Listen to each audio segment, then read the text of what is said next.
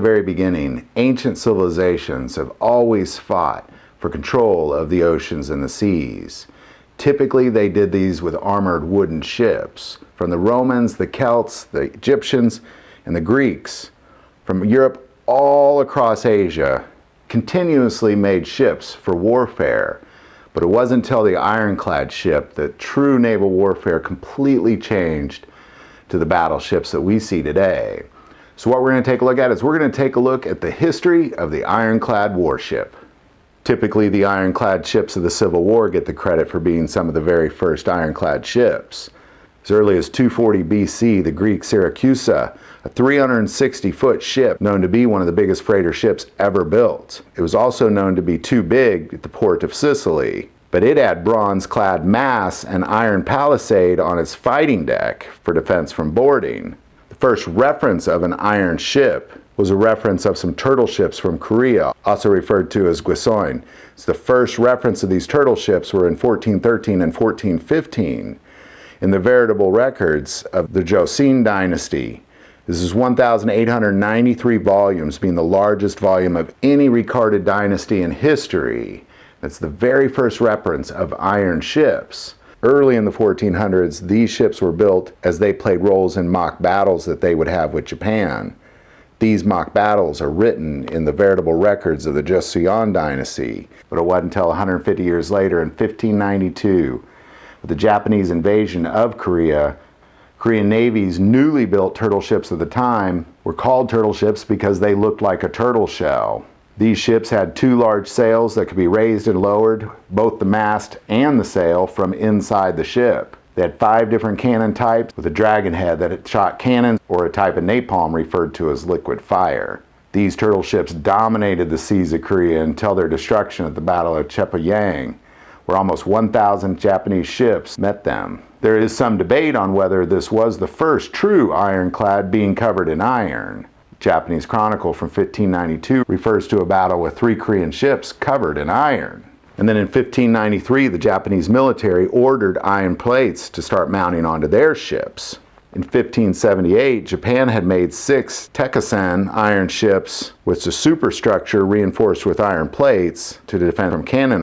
These iron plates only covered the hull, but they did not cover the deck. The Japanese military ordered iron plates for all of their ships in 1593. In the 1850s, a naval arms race began between France and England. In 1859, France launched the Glory, an ironclad warship with 5,630 tons of ironclad plate over a wooden hull.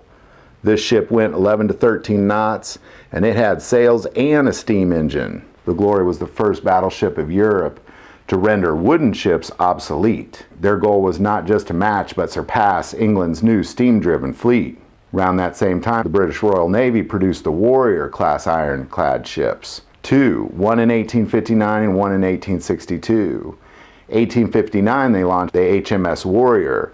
This is the first ship with a full iron hull, 4.5-inch thick iron, 4.5-inch thick bulkheads, 40 guns with 110-pound breech loaders. This whole ship was made up of 3 by 12-foot iron plates. 1862, they launched the HMS Black Princess. This is a 380-foot boat that's also steam-driven, also has 4.5-inch plates, also has 4.5-inch bulkheads, 40 smoothbore muzzle-loaded 68-pound cannons, 19 on each side, 1 in the fore and 1 in the aft. By 1862, England, France, Spain, Russia, Italy, and Austria all had ironclad ships, or were in the process of building them. But at that same time in America, the Civil War had started. In the summer of 1861, the Confederate Army began construction of converting wooden boats into ironclads. The CSS Manassas being constructed from an ice-breaking ship called the Enoch Train, built in 1855. And it was covered in 1.25-inch thick plates. Above the waterline was a low-profile turtleback design. It dominated the Battle of the Head of Passes, Mississippi River. Fortunately, Manassas lost its prop, smokestack, and engine problems during one battle. It was recommissioned in the Confederate government and rebuilt for ramming. In 1862, the Confederate Army launches the CSS Virginia. They took the USS Merrimack, which was destroyed at the very beginning of the war, burned all the way to the waterline. The lower hold machinery were undamaged and converted into an ironclad steam-powered ship. Also in 1862, the Union Navy launches the USS Monitor, which has a 1-inch iron deck, a 9-inch iron plate house, 8-inch thick gun turret. They met on the Potomac River heading north to D.C. The CSS Virginia had almost crippled the wooden Navy Union ships, destroying the USS Cumberland, the USS Congress, the USS Minnesota. When the Monitor arrived, a massive 4-hour battle ensued, both ships shooting each other at point-blank range without destroying each other. This is known to be the first battle between two completely covered ironclad ships, and it changed Navy warfare forever. A few years later in Europe, in 1866, was the Battle of Lissa between the Austrian and Italian navies. So July 20th of 1866 in the Adriatic Sea. It was the first major sea battle between ironclads, and the last to involve ramming as a strategy for the most part. It was also the first battle of a fleet of ironclad ships. The Italian Navy dominated the Austrians by numbers. The Austrians had 7 ironclad ships, 6 cruiser and 12 gunboats, while the Italians had 12 ironclads, 10 cruisers, and 4 gunboats, and the 12 ironclads is what, of course, made the difference. At this point, wooden ships were completely obsolete, and only ironclad ships would give you domination on the seas. And that ultimately led to the modern-day battleship. The first battleship for the U.S. Navy was the USS Texas, built in 1892. But the true modern battleship was first brought out of the 1906 Dreadnought out of England. This is a 527-foot full iron battleship with 8-inch bulkheads, 11-inch thick tower, and 3-inch iron deck. It had 45 caliber BL-12 300mm guns and turrets, 12-pound guns, and this began a worldwide naval arms race. World War I saw a significant leap in the design of the battleship.